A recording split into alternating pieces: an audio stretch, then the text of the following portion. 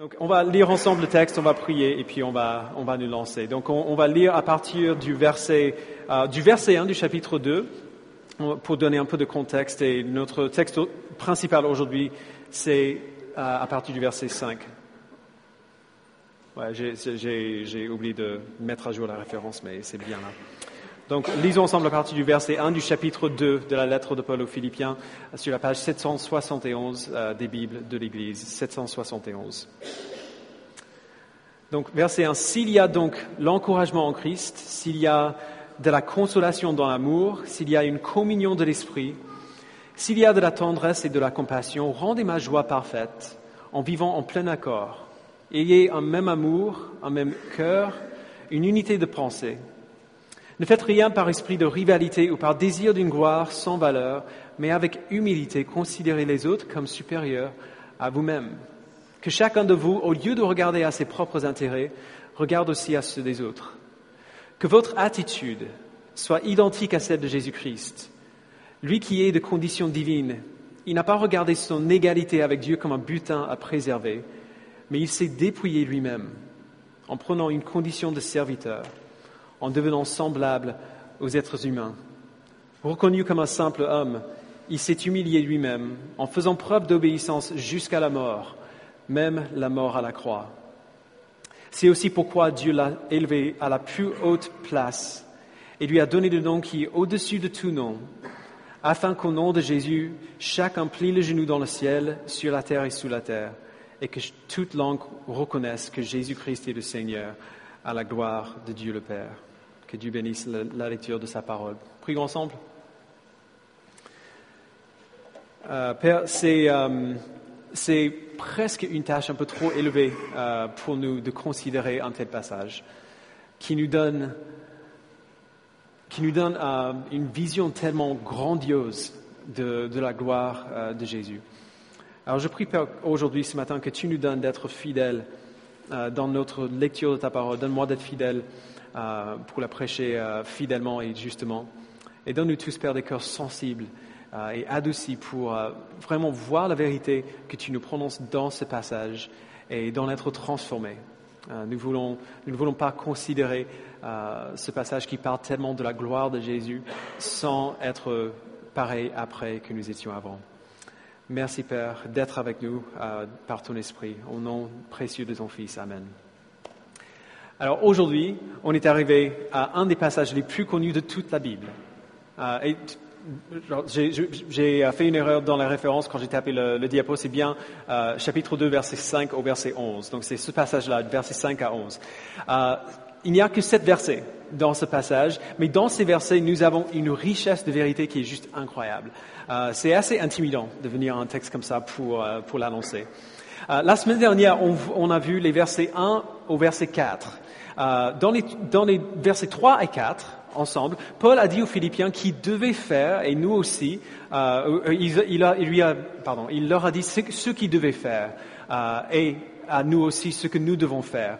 Unis les uns aux autres, Dieu nous appelle à humblement considérer les autres comme plus importants que nous-mêmes, à non pas chercher nos propres intérêts, mais plutôt ceux des autres. Et dans les versets 1 et 2, juste avant, il nous a dit pourquoi on le fait.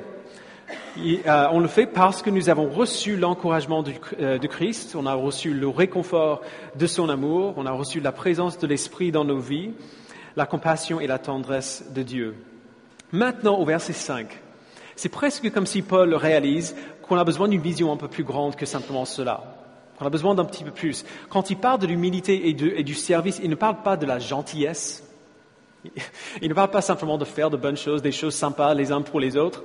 C'est beaucoup plus grand que cela. Alors Paul sait qu'on a peut-être besoin d'un petit boost, d'un petit coup de main pour voir un peu plus haut, pour lever nos têtes au-dessus du brouillard, pour voir une vision du service dans l'humilité qui transcende tout ce qu'on a vu jusqu'ici.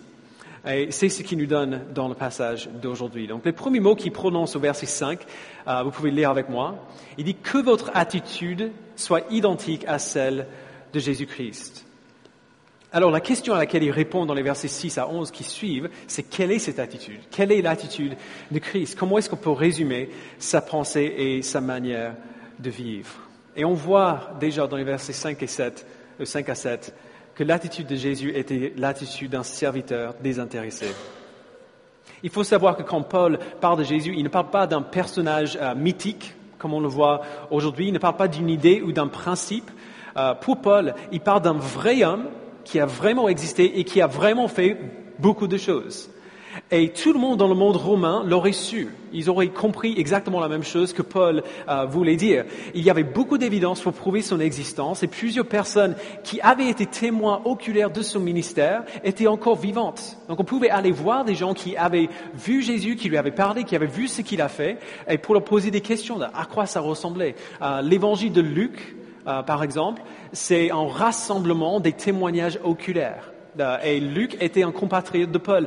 Il travaillait étroitement avec lui. Donc Paul, quand il parle de Jésus, il ne parle pas d'un mythe ou d'une idée ou d'un principe, il parle de quelqu'un de réel. Il affirme que Jésus était un vrai homme, mais il affirme aussi, et c'est là la raison pour laquelle il faut préciser ça, c'est qu'il affirme aussi qu'il n'était pas juste un homme, que ce n'était pas un homme comme les autres. Il dit au verset 6 que Jésus était de condition divine. Alors, qu'est-ce que ça veut dire?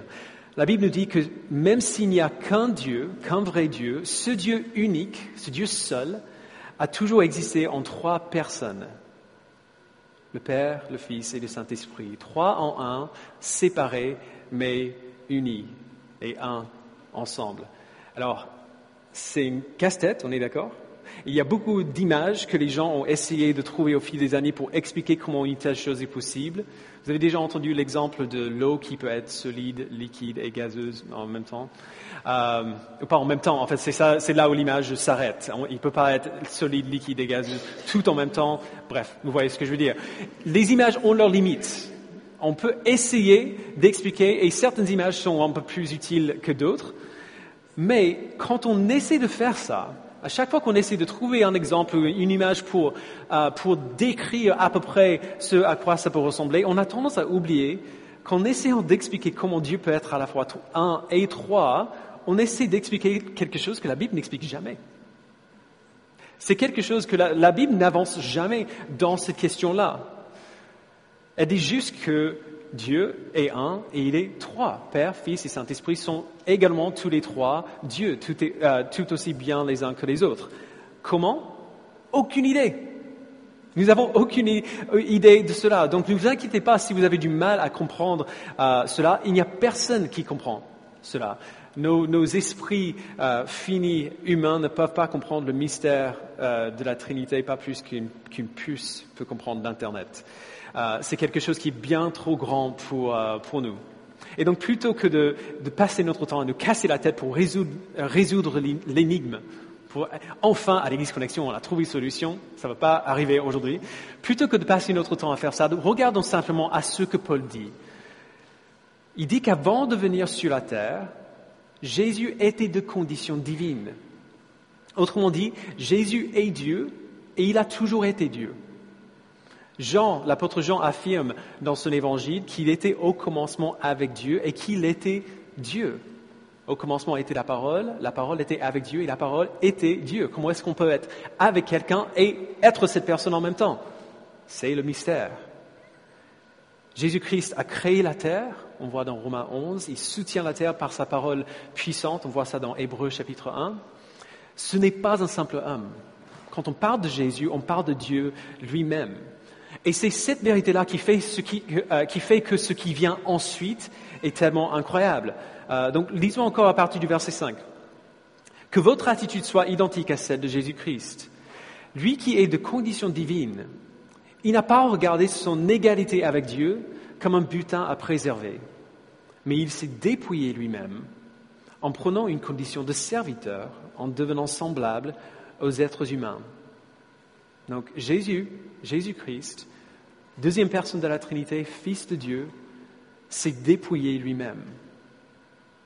Alors ça ne veut pas dire qu'il a cessé d'être Dieu quand il est venu sur terre. Paul ne fait même pas vraiment de commentaires sur la question de savoir si Jésus était omniscient ou omnipotent pendant qu'il était sur la terre. Il y a des gens qui posent ces questions-là. Est-ce qu'il a laissé derrière un peu de sa divinité quand il est devenu humain? Ce n'est même pas la question que Paul adresse ici.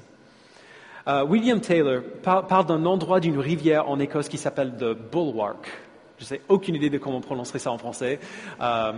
Bref, à un certain endroit de cette rivière, et je cite, il dit « Toute l'eau de la rivière, chaque millilitre, passe pendant un instant par une petite gorge. » C'est comme si toute l'énergie, toute la vie, toute la puissance de l'eau, rassemblée sur des centaines de kilomètres carrés, se concentre dans ce petit chenal. C'est ce qu'a impliqué le dépouillement de Jésus. La question n'est pas de quoi est-ce que Jésus s'est dépouillé, mais dans quoi est-ce que Jésus s'est dépouillé. Il n'a pas renoncé à sa divinité, il a concentré dans un petit récipient qui semblait être un hébergement totalement illogique pour la divinité. Il a concentré dans le corps d'un bébé juif tout à fait ordinaire, il y a 2000 ans. Alors pensez à ce que ça aurait dû être pour lui. Si on admettons que Jésus est vraiment Dieu et qu'il était Dieu même avant, imaginez ce que ça aurait dû être pour lui. Il avait existé depuis toute l'éternité en tant que Dieu, il n'était pas sujet aux lois de la nature ou encore qui pourrait le limiter ou qui pourrait avoir mal. Il avait toute la puissance et toute la gloire, et après une éternité d'une telle existence, il devient un bébé humain. Il a fait ses dents et la fièvre quand il a fait ses dents. Il bavait beaucoup quand il a fait ses dents, comme tous les bébés.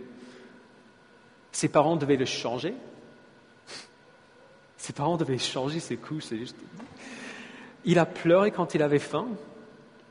Et puis il a dû grandir. Il a appris à parler. Il se faisait mal aux genoux s'il tombait. Il savait que c'était ce que c'était que de se sentir fatigué ou malade. Et puis après, d'être petit garçon, il a été adolescent. Il avait probablement des boutons. Il se sentait mauvais quand il transpirait, comme nous tous. Peut-être que les autres garçons se moquaient de lui. Il a dû apprendre un métier de son père. C'était un être humain. Toute la divinité s'est concentrée en un être humain qui a vécu une vie tout comme la nôtre. Mais pendant tout ce temps, alors qu'il vivait une vie humaine tout à fait ordinaire et banale jusqu'au début de son ministère, toute la plénitude de la déité, de la divinité habitait en lui. Paul le dit dans Colossiens 1. Dans ce petit corps limité était contenue toute la plénitude de Dieu. C'est ce dont Paul parle quand il parle de Jésus qui s'est dépouillé. Il a versé la plénitude de sa déité dans le corps ordinaire d'un être humain. Encore une fois, la question n'est pas de quoi est-ce qu'il s'est dépouillé, mais dans quoi est-ce qu'il s'est dépouillé. Mais il ne s'arrête pas là. Jésus ne s'est pas seulement dépouillé en devenant un être humain, mais aussi en devenant un certain type d'être humain. Verset 7. Il s'est dépouillé lui-même en prenant une condition de serviteur.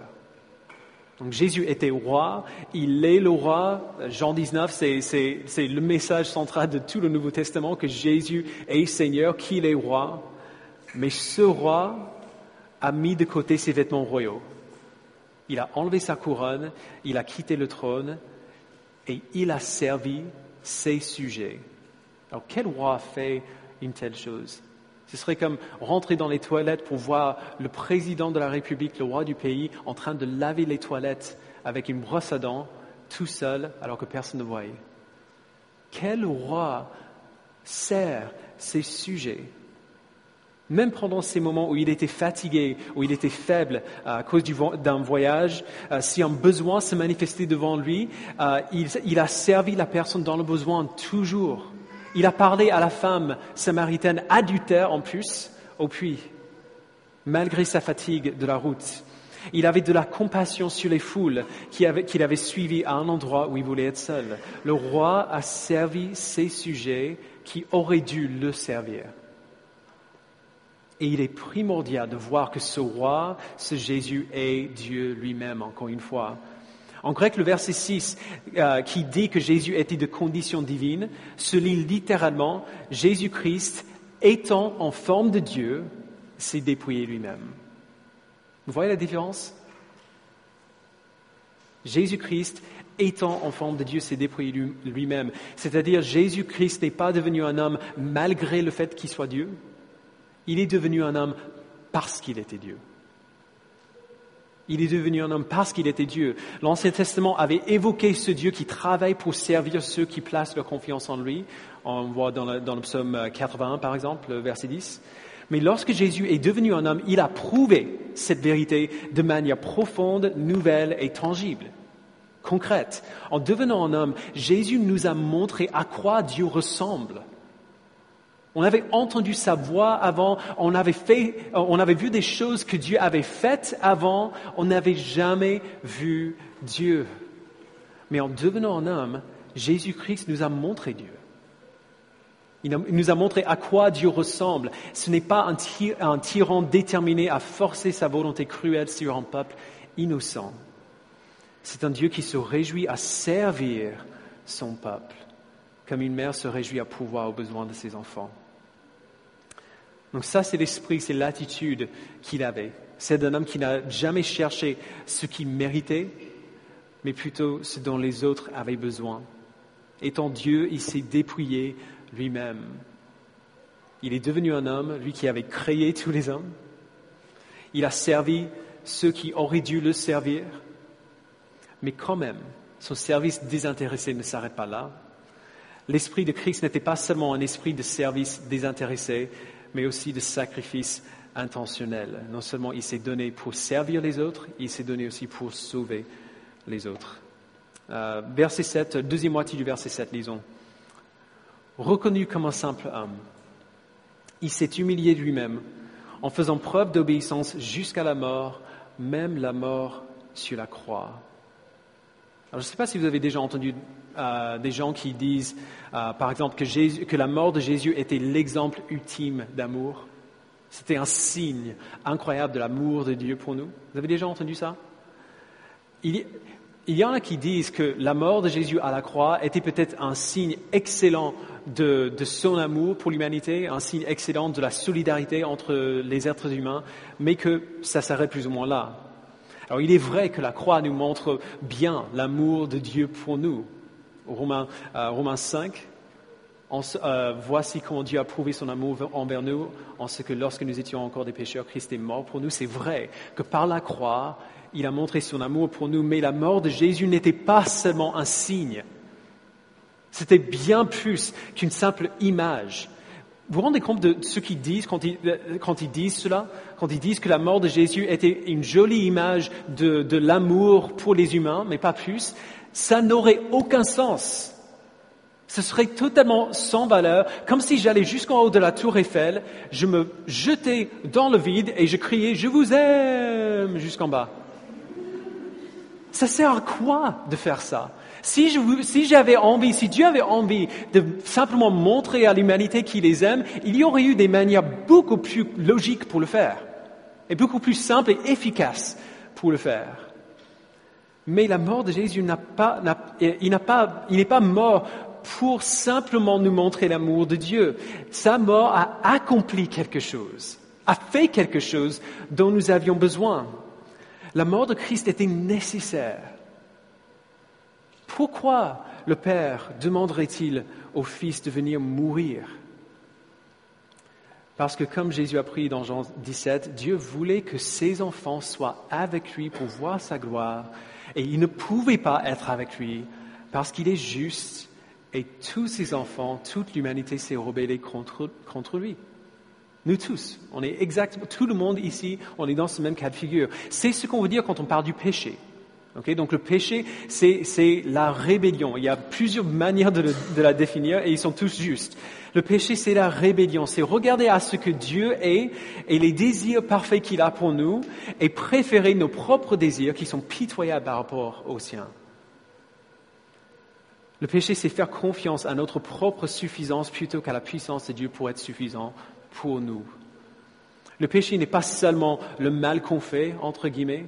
Ce n'est pas simplement une question de comportement, mais de cœur. Et nos cœurs désirent toujours nous-mêmes plutôt que Dieu. Toujours. Naturellement, nous sommes nés comme ça. Nous avons plus envie de ce dont nous avons envie que ce que Dieu a prévu pour nous. Parce qu'on ne croit pas, au fond, que ce qu'il a prévu pour nous est véritablement meilleur que ce que nous voulons. Dieu est l'être le plus infiniment valable, le plus infiniment digne de l'existence, et nous avons tous désiré tout sauf lui. Tout sauf lui. Notre rejet d'un Dieu infiniment digne est du coup un crime infiniment horrible, même si on a du mal à comprendre pourquoi. Et puisque Dieu est juste, il est nécessaire et il est bon et juste de punir ce péché. Alors, ça semble assez dur de la part de Dieu. On ne dirait pas que c'est trop dur si on avait aimé quelqu'un qui s'est fait violer et tuer, par exemple. Là, la justice nous irait très bien. Mais quand il s'agit de nous, on a l'impression que c'est beaucoup trop dur. Et en quelque sorte, Dieu aussi. Il a vu ce que nous méritions en tant que ses enfants. Il a vu ce qu'il devait faire s'il allait être juste, mais il nous a aimés quand même. Et donc, il n'avait pas envie de verser sur nous la colère que nous méritions. Et du coup, Jésus-Christ est venu faire ce que nous ne pouvions pas faire. Il savait que nous ne pourrions jamais être assez justes pour accéder à Dieu, parce que pour ça, il faudrait être moralement parfait pendant toute la vie, et il n'y a personne qui arrive à faire ça. Et donc, Dieu lui-même, sachant que nous ne pouvions pas accéder à lui par notre justice, il est descendu jusqu'à nous. Dieu lui-même est devenu un homme et a vécu une vie parfaite qu'il a pu faire parce qu'il était Dieu. Une vie entièrement sans péché, et en tant que ce Dieu-homme parfaitement saint, il a pris sur lui-même nos péchés, comme si c'était un manteau qu'il mettait sur ses épaules. Et il a été puni à notre place pour ce que nous avions fait, pour notre péché. Comme Taylor dit de nouveau, Jésus était pleinement homme et donc capable de prendre notre place en tant qu'être humain parfait.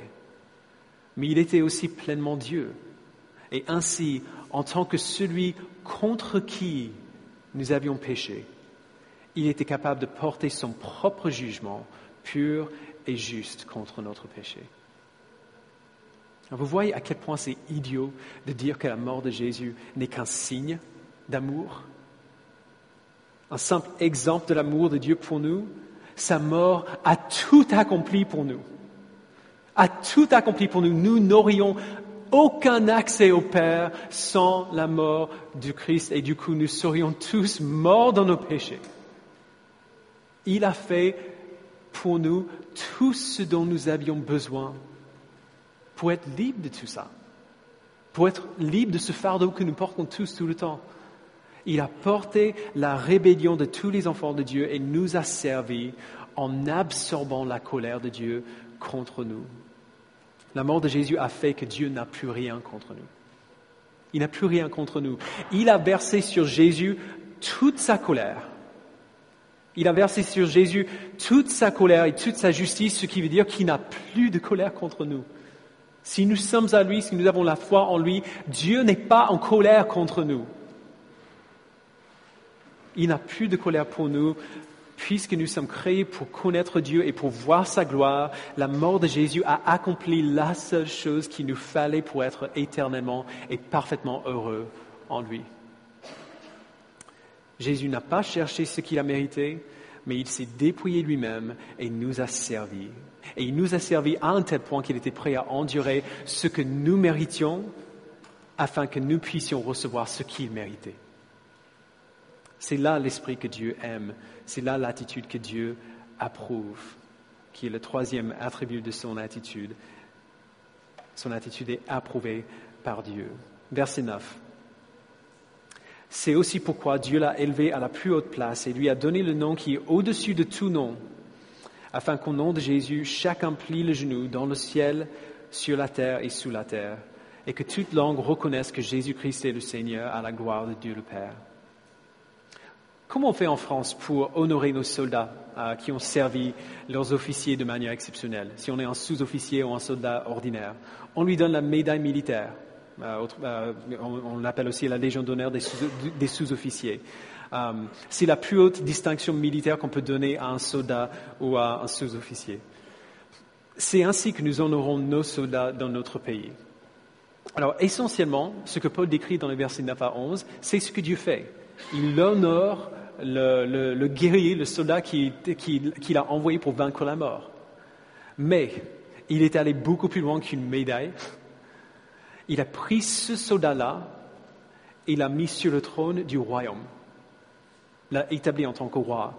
Nous savons que l'attitude de Christ dont Paul a parlé dans les versets 5 à 8 est approuvée par Dieu à cause de ce « c'est pourquoi » qui vient au début du verset 9.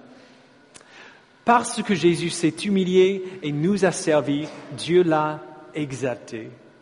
Après sa mort, il a ressuscité Jésus d'entre les morts dans un corps renouvelé et glorifié. Encore une fois, des témoins oculaires ont porté témoignage, des centaines de personnes l'ont vu. Il a déclaré victorieux sur le péché et la mort, l'a fait monter au ciel, l'a assis sur le trône, l'a nommé Seigneur de toutes choses à la gloire de Dieu le Père.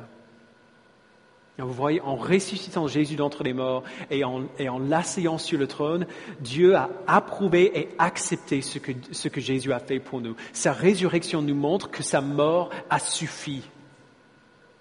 Que pour les enfants de Dieu qui placent leur foi en lui, la mort de Jésus est complètement suffisante. Et la preuve biblique que nous avons, c'est qu'après sa mort, Dieu l'a ressuscité, glorifié et l'a assis sur le trône, au-dessus de tout nom, afin qu'au nom de Jésus, tout genou fléchisse dans le ciel et sur la terre et sous la terre, et que toute langue confesse qu'il est le Seigneur, à la gloire de Dieu le Père. Et la raison pour laquelle il a fait cela, c'est pour que tout le monde, chrétien ou non, reconnaisse qu'il a fait, reconnaisse et proclame ce même fait. Nous allons tous, un de ces jours, plier le genou devant lui et nous allons tous dire que Jésus est Seigneur, qu'on le veuille ou non. Nous allons tous le faire. Alors, maintenant qu'on a vu le texte, il faut qu'on se pose la question quand même, pourquoi est-ce que Paul nous dit tout cela ? Pourquoi est-ce qu'il ressent le besoin du détour ?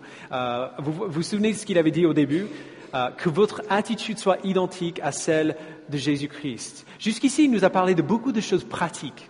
Il nous a dit comment voir les uns les autres, comment servir les uns les autres. Il a parlé de beaucoup de choses, des choses qui sont terre à terre. Pourquoi est-ce qu'il a ressenti le besoin de faire ce détour où il parle pas de nous, mais de Jésus ? Où il ne parle plus de ce que nous avons à faire, mais de ce que Jésus a fait. Il a fait parce que Dieu est glorifié lorsque ses enfants partagent l'esprit de Christ. Ayez en vous ce même sentiment, que votre attitude soit identique à celle de Jésus, il a dit. Et cet esprit, cette attitude de service sacrificiel fait que ses enfants agissent de même. Que votre attitude soit identique à celle de Jésus-Christ, voici quelle était son attitude.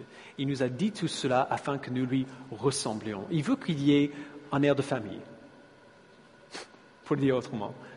Jésus, Fils de Dieu, premier-né d'entre un grand nombre de frères et sœurs, nous tous qui avons été adoptés par Dieu comme ses fils et ses filles, nous faisons partie de cette famille. Jésus est le premier-né et Dieu veut qu'il y ait un air de famille dans la famille. Alors Dieu plaide avec les Philippiens, ayez cette même pensée, soyez comme Christ de cette manière. Lui qui a vécu une vie de service désintéressé, qui s'est sacrifié de manière intentionnelle et qui a vécu une vie qui a plu à Dieu, soyez comme ça. Loan et moi, on a discuté cette semaine avec une fille dans l'église qui aime son travail et qui le fait bien, mais qui se demande si c'est vraiment ce que Dieu l'appelle à faire. Depuis longtemps, elle ressent le désir d'aller plus loin, peut-être même d'arrêter son travail, de s'engager dans le ministère, d'aller à l'école biblique. Alors, on a affirmé que c'est une bonne chose. De toute façon, si tu penses que Dieu va te pousse à aller dans ce sens-là, fais-le. Au minimum, ça va faire du bien pour toi. Ça va faire que tu comprennes mieux et lises plus fidèlement la Bible. Mais on est au mois d'octobre, l'année scolaire commence au mois de septembre, donc si tu vas commencer ça, c'est au plus tôt septembre prochain. Donc en attendant, qu'est-ce que tu fais ? En attendant, On se souvient, et là, c'est la même question que nous nous posons à nous tous. Qu'est-ce que nous faisons maintenant avec tout cela de manière pratique, ici à Paris, à l'Église Connexion? Comment est-ce qu'on fait ce que Paul nous a dit de faire? Souvent, on imagine presque inconsciemment que la vie que le Nouveau Testament décrit pour les chrétiens, c'est une vie pour l'élite. Parce que c'est dur. La vie qu'il décrit là, ce n'est quand même pas facile. Considérez les autres comme supérieurs à vous-même, plutôt que de regarder à votre propres intérêts, regarde aussi à ceux des autres. Nous sommes égoïstes de nature. La plupart d'entre nous, en tout cas, ce n'est pas naturel pour nous de considérer les autres comme plus importants que nous-mêmes. Ce n'est pas facile ce que Dieu nous demande de faire dans la Bible. Alors, on imagine très souvent, même si on ne dirait pas, que la vie que le Nouveau Testament décrit, c'est pour des super chrétiens, des chrétiens d'élite qui ont compris peut-être quelque chose, qui sont peut-être dans le ministère. Alors pour les pasteurs, évidemment, ça s'applique. Ou alors pour les chrétiens qui ont des personnalités qui vont naturellement dans ce sens. Il y a des personnes qui sont juste naturellement plus sympas que d'autres. Donc si tu as une personnalité qui est naturellement gay et tu aimes bien parler avec les gens et aider les gens, c'est bien pour toi. Donc tu pourras le faire et je vais te regarder de loin et admirer ce que tu fais. Mais le type de service que Paul décrit aux Philippiens ici n'est pas quelque chose à prendre ou à laisser. Le type de service qu'il décrit ici, le type de dépouillement de vie qu'il les encourage à faire, c'est le service des chrétiens ordinaires. Il écrit cette lettre. Je ne sais pas si vous vous rappelez du premier message quand on a vu Acte 16, quand on a vu l'établissement de l'Église à Philippe. Il écrit cette lettre à ces gens-là, à Lydie, la femme d'affaires. Il écrit à la fille esclave. Il écrit au gardien qu'il avait gardé avec Silas en prison. Ce sont des gens ordinaires qui sont quand même, bien qu'ils soient ordinaires, appelés à un service extraordinaire. Alors nous tous, hommes et femmes d'affaires, étudiants, fonctionnaires, et oui, pasteurs aussi, nous sommes tous appelés à ce même type de service et à ce même type de sacrifice. Ça s'applique à nous tous. Il y en a personne qui en est épargné. Alors il faut qu'on fasse attention ici, quand on commence à parler de Dieu de l'appel de Dieu qui est sur nous tous. Il faut qu'on fasse attention parce que quand on commence à parler comme ça, on risque d'imaginer que notre approbation de la part de Dieu et son approbation de notre vie est basée sur notre réussite de tout cela. Que Dieu nous accepte si on réussit à parfaitement imiter Jésus. Et très vite, on se rendre compte que c'est impossible parce qu'on est encore des pécheurs et on n'est pas parfait. Mais souvenons-nous que du tout premier verset de cette lettre, vous le voyez à la page juste en face, dans le livre de l'Église, Paul écrit cette lettre, verset 1 du chapitre 1, à tous les saints qui sont à Philippe. À des gens qui ont déjà l'approbation de Dieu, les gens qui sont déjà déclarés saints. Dieu les approuve déjà. Alors comment est-ce que c'est possible? Ce sont quand même des pécheurs, comme nous. Ils ne sont pas des gens parfaits, ils sont comme nous. Dieu les approuve parce qu'ils sont unis à Christ par la foi en lui et que la vie de Christ a été approuvée par Dieu comme une vie parfaite et comme suffisante pour nous. Nous sommes à lui, nous sommes unis à lui par la foi, sa mort est notre mort et sa vie est notre vie. Alors nous n'avons plus besoin de nous inquiéter de ce que Dieu pense de nous, parce qu'il a déjà accepté la vie de Jésus-Christ à notre place, et nous sommes à lui. Alors Paul dit simplement, du coup, à ces Philippiens qui sont déjà acceptés par lui par la foi en Christ, du coup, vous qui êtes saints en Jésus-Christ, devenez saints. Vous avez été déclarés saints, alors devenez saints, devenez ce que vous êtes. Vous avez été déclarés justes devant Dieu, alors devenez justes, soyez justes. Vous avez été unis au serviteur humble qui est Jésus-Christ, alors soyez des serviteurs humbles. Alors je peux le dire du coup, sans réservation, vous, chrétiens de l'Église Connexion, servez, sacrifiez-vous L'appel que Paul fait aux Philippiens, que Dieu fait aux Philippiens à travers Paul, c'est le même appel qu'il fait à nous ce matin. Servez. Déjà, servez l'Église. L'Église est là, on est là. Et on a beaucoup grandi, l'Église va bien parce que un petit noyau d'une quinzaine de personnes a beaucoup servi l'Église dans cette première année d'existence. Servez l'Église comme tous les croyants sont censés servir l'Église. Faites les choses que personne d'autre n'a envie de faire. Aidez à balayer après le culte. Restez ranger des chaises. Il y a une centaine de chaises ici, c'est pas facile à ranger tout seul. Aidez avec les tâches administratives. Aidez à préparer les repas.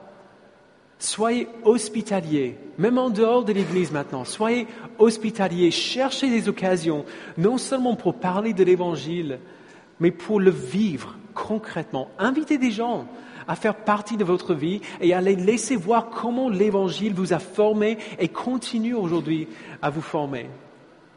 Investissez votre temps et votre énergie à partager la bonne nouvelle de l'Évangile et à venir à côté des frères et sœurs, peut-être qui sont plus jeunes dans la foi que vous, et les aider à lire et à étudier leur Bible de manière fidèle. Et d'ailleurs, juste entre parenthèses, si vous êtes un de ces chrétiens plus jeunes dans la foi, si vous êtes nouveau chrétien, allez trouver un chrétien plus mûr, même s'il est plus jeune. Allez trouver un chrétien plus mûr que vous et demandez-leur de faire avec vous. C'est un plaisir et c'est utile et vraiment primordial pour nous tous, peu importe là où nous sommes dans notre foi. Déversez vos vies dans le service pour les autres, afin qu'ils puissent connaître Christ et grandir dans leur amour et leur foi en lui à la gloire du Père. Comme Christ, vivez des vies que Dieu approuve. C'est l'attitude que Dieu nous appelle à avoir. Nous sommes appelés à avoir l'esprit des serviteurs désintéressés, qui donnent leur vie de manière sacrificielle et intentionnelle pour les autres, parce que Christ s'est prouvé un serviteur et un sacrifice pour nous. Donc là, c'est la première application de ce texte, mais ce n'est pas la dernière. Il ne faut pas qu'on s'arrête là. Je ne sais pas si vous avez vu qu'il y a un changement subtil dans les versets 5 à 11, et ce n'est pas un accident. Avant, Paul a parlé, par exemple, il passe au verset 3, « Avec humilité, considérez les autres comme supérieurs à vous-même ».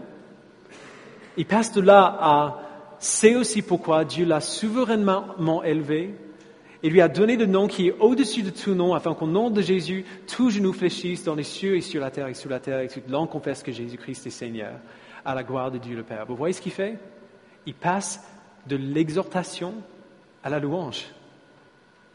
Il passe des impératifs, des phrases impératives à des phrases descriptives. Voici qui est Jésus. Voici ce qu'il a fait.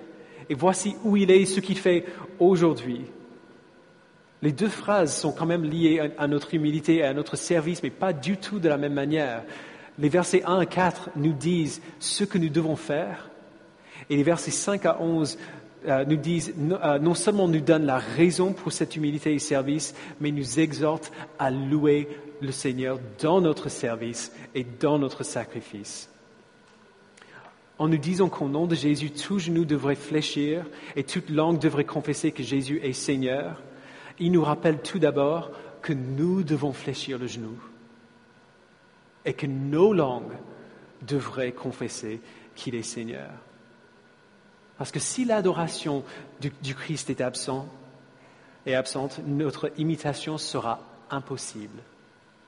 Essayer d'imiter Jésus sans l'adorer est impossible. Tout ce qu'a fait Jésus, il a fait pour la gloire de son Père. Que Dieu soit vu comme Dieu était le but ultime de la vie et du ministère de Jésus. Il est mort afin que nous connaissions que notre Dieu règne et que nous soyons déclarés justes devant lui et réconciliés à lui et adoptés par lui. La gloire de son Père était le but ultime de sa vie. Alors, du coup, nous ne pouvons pas simplement imiter le comportement de Christ. Nous devons aussi partager une passion pour la gloire de Dieu en Christ. Les deux choses vont ensemble et ne peuvent pas être séparées. Alors, en déplaçant notre regard de nous-mêmes et en les mettant sur Jésus-Christ, Paul dit « Contemplez votre Sauveur ». Regardez à votre Seigneur. Contemplez votre Christ. Voyez qui il est. Voyez à quoi il ressemble. Voyez ce qu'il a fait pour vous. Fléchissez le genou devant lui et confessez de vos bouches que Jésus-Christ est Seigneur à la gloire de Dieu le Père. Personne d'autre n'est digne de notre amour. Et notre amour pour lui fait que l'imiter ne soit pas seulement le devoir du chrétien, mais aussi sa joie. Que notre attitude soit identique à celle de Jésus-Christ. Imitons-le et adorons-le ensemble. Prions.